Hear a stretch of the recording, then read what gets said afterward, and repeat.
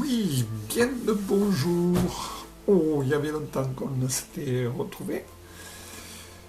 Voilà, donc, quelques petits montages pour dire de se remettre dans le bain. Donc, je tenais à vous montrer juste quelques montages que je fais en plus depuis quelques temps, que j'ai essayé auparavant avant de vous les montrer, et qui m'ont donné quelques résultats dans l'ensemble. Donc je vais essayer de partager ça avec vous. Voilà, donc pour ce montage, la mouche, je l'appelle, comme toutes les mouches, j'ai essayé de donner un nom à toutes, comme la favorite entre autres, parmi tant d'autres, la 300.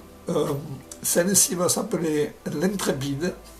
Voilà, un nom qui me plaît, et donc je donne à ce montage.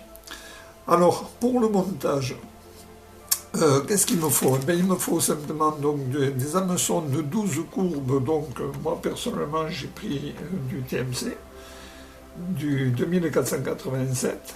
Ensuite, donc, j'ai pris des billes de 3 cuivres, de chez Devaux, que voici. Il me faudra du bio-doigt marron, comme celui-ci. Pour le montage, le fil, soit en nano-silk marron, soit en nano-silk orange. Perso, je préfère l'orange. En ce qui concerne les cercles, alors les cercles, je pense que un des meilleures couleurs qui s'adapte bien, le salioso en espagnol, qui est assez connu dans l'ensemble comme la paella d'Escoba et parmi tant d'autres. Alors, je tenais à vous faire connaître justement ce fournisseur qui est aveyronnais. Donc Aveyron Pêche et Nature, qui a de très bons produits. Et perso, je me sers chez lui, et ce sont des personnes sympathiques, très ouvertes, et qui ont un choix assez intéressant. Voilà, donc je tenais à vous le faire reconnaître. Très bonne qualité dans l'ensemble. Ensuite, donc, il me faudra du dubbing de pâte de lièvre nordique, qui va très bien. Alors il me faut de la couleur olive, et ensuite blanche, plus ou moins blanche, parce que c'est pas évident de trouver vraiment du haut de gamme. Voilà, donc des pâtes de lièvre nordique pour faire donc du dubbing. Voilà à peu près dans les ingrédients de ce qu'il me faut.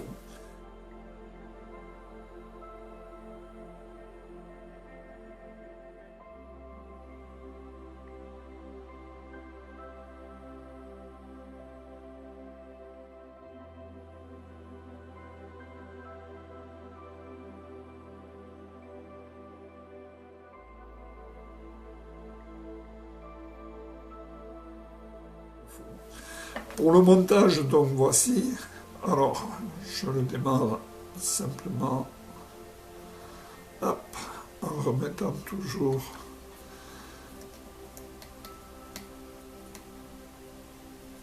la bille en cuivre fendu vers le haut pour avoir un déséquilibre dans l'ensemble pour la présentation justement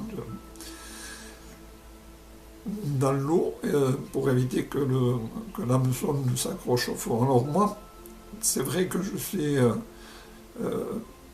c'est personnel, hein, donc, mais j'aime bien tout ce qui est hameçon courbe, qui donne toujours du réalisme aux mouches, puisque on voit beaucoup d'insectes, mais beaucoup d'insectes sont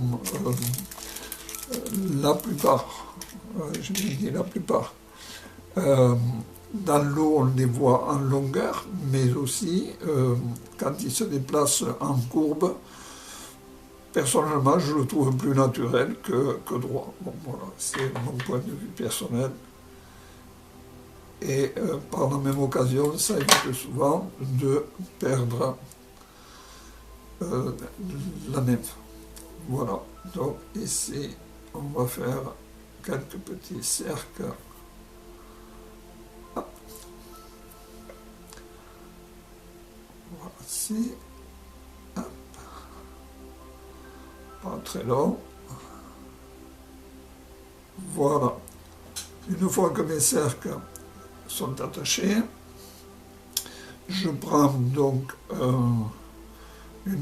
juste une fibre de bio-doigt, que voici,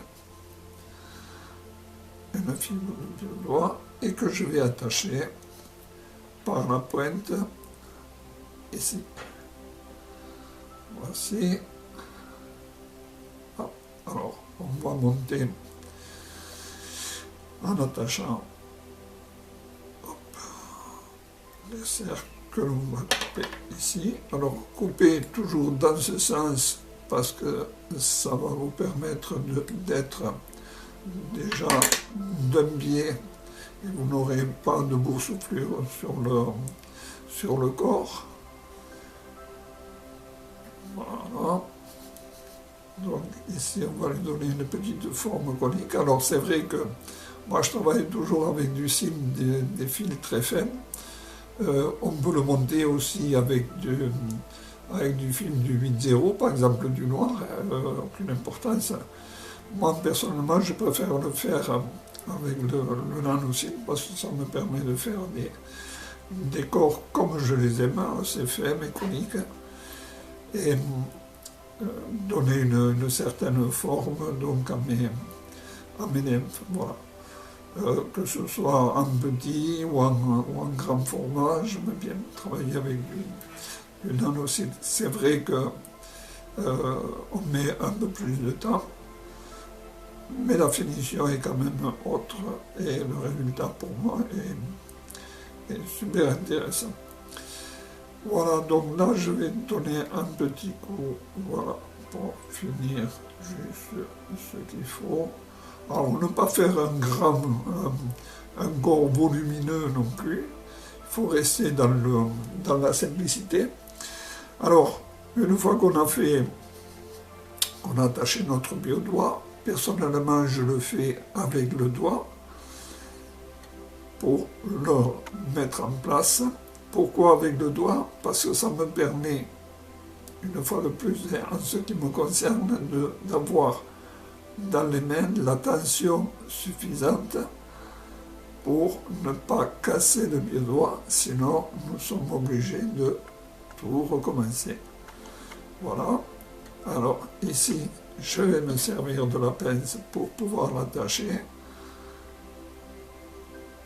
Hop. Voilà. Et voici.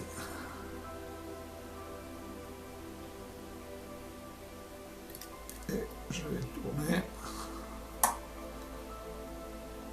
Voilà. Hop. Et là, je vais finir de le fixer. Alors, une fois qu'on a fini de tourner notre bio, pour le renforcer un peu par rapport aux dents de la truite, donc on donne un coup de vernis. Là, je ne vais pas le faire parce que le temps de le sécher, qu'il sèche et tout cela, donc je n'avais rien préparé d'avance. Je préfère le faire directement pour vous montrer le montage. Voilà, donc je reviens légèrement en arrière pour bien tenir mon... Je redresse un peu ma nymphe, voici. Et là, je vais faire donc un nubi. Il n'y a rien de compliqué pour monter cette nymphe. Alors, pour le dubbing, toujours pareil, un coup, simplement, hop, on passe derrière, et toc, c'est fini.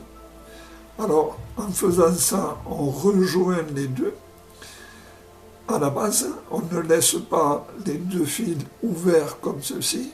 Donc là, ils sont bien pincés au fond, ce qui fait que quand on va mettre le dubbing, il tient déjà d'office, il suffit simplement de le serrer pour qu'il ne tombe pas avant de le faire tourner.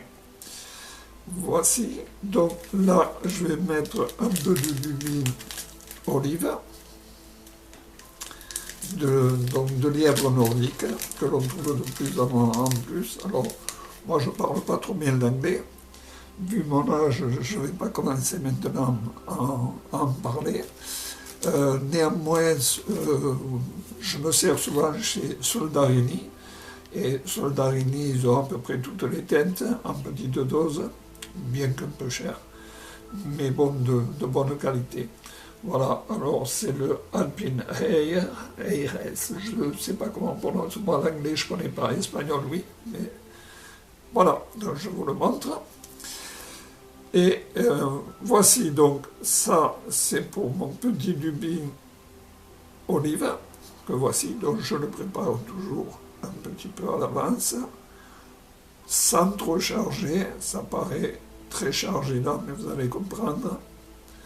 Donc je le mets directement là, hop, et je serre.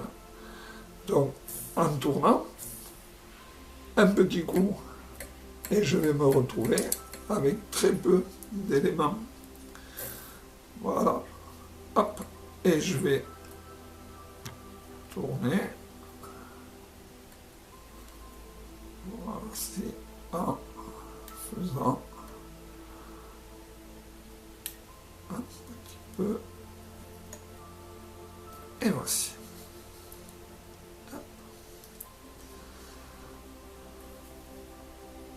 Voilà, donc j'attache ceci.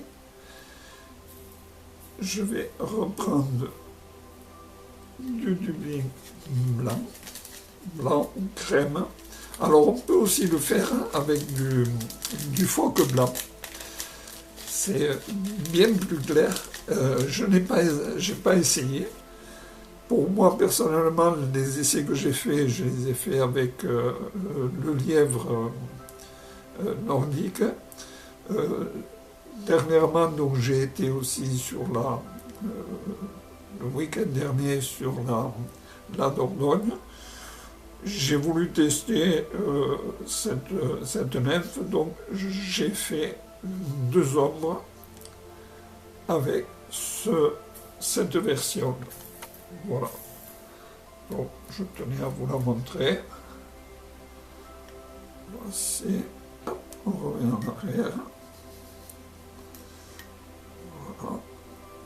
Et voilà. Voici. Alors, pour ce que je disais tout à l'heure, je me sers en réalité de ce film orange parce que en finition, ici, j'aime bien cette finition orangée de pointe derrière la bille. Voilà. Je trouve que ça finit bien, puis bon, c'est attractif aussi. Voici. Hop. Alors, j'ai un petit. On revient toujours. Hop. Hop. Voici. Voici mon nymphe finie. Rien de bien compliqué.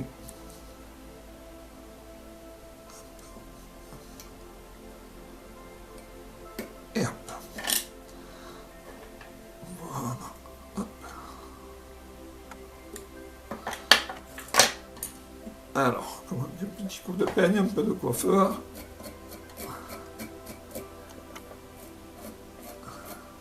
Voici. Je remets le tout vert ici. Et comme vous savez, chaque fois que je monte une nymphe sur un hameçon courbe, je donne toujours ici un léger coup de ciseau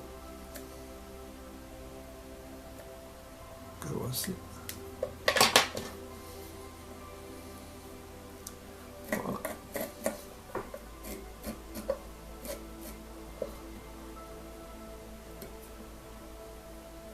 Voilà. Voilà ma nymphe finie, que j'ai surnommée l'intrépide. Rien de bien compliqué, si ce n'est que le plaisir du montage et le plaisir du partage surtout. Voilà, avec vous et avec mes collègues de pêche où je passe beaucoup de temps. Voilà, merci d'avoir regardé cette vidéo et une fois de plus à très bientôt, d'autres montages à venir. Bonne fin de journée, bon courage à vous, au revoir et à bientôt.